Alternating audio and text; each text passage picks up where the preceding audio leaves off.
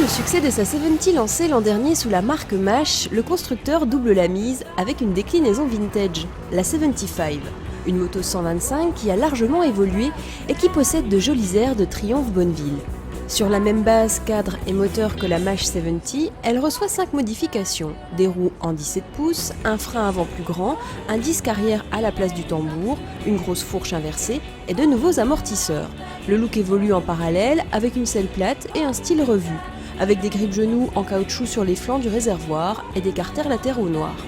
Une jolie 125 qui ne peut que séduire car elle se négocie sous les 2000 €, soit 200 € de plus que la 70 de base, même si côté moteur, elle reste identique. Voyons ce que cela donne. La position est parfaite, petits et grands y seront à l'aise, la selle n'est pas trop haute, starter sur le carburateur, démarreur électrique. Le moteur 125 démarre à la première sollicitation et son joli pot d'échappement en forme de saucisson délivre une sonorité agréable et valorisante sans être élevé. Il ne reste plus qu'à passer la première. Sans oublier de replier la béquille qui ne dispose pas d'une sécurité par coupure moteur. Allez, première, c'est parti!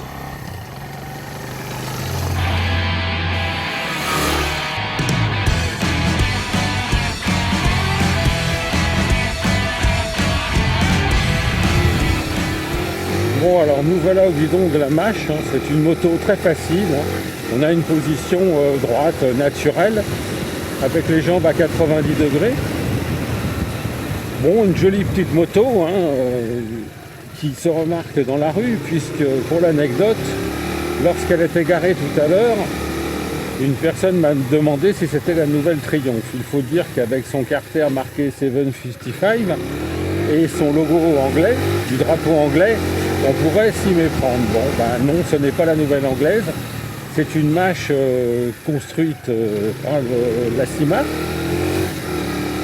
et qui nous propose une nouvelle définition pour rouler en zone urbaine de façon très sympathique et originale.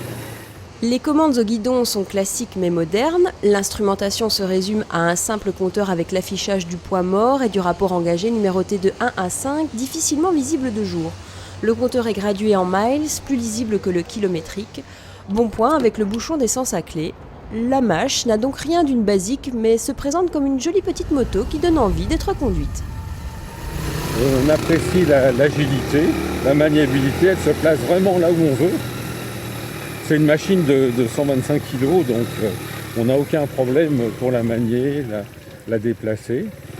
Elle reste très stable, vous voyez, même à très basse vitesse. On peut faire du surplace, ce n'est pas un souci. Et son moteur, tant qu'on ne grimpe pas trop dans les tours, il reste peu de vibrations ressenties au guidon.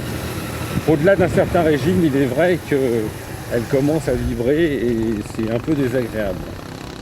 Voilà une nouvelle Mash très in pour se faire plaisir sans trop débourser, une moto plaisir avant tout et qui en jette un max. La 75 propose donc une façon de rouler originale au prix d'une basique magnifique.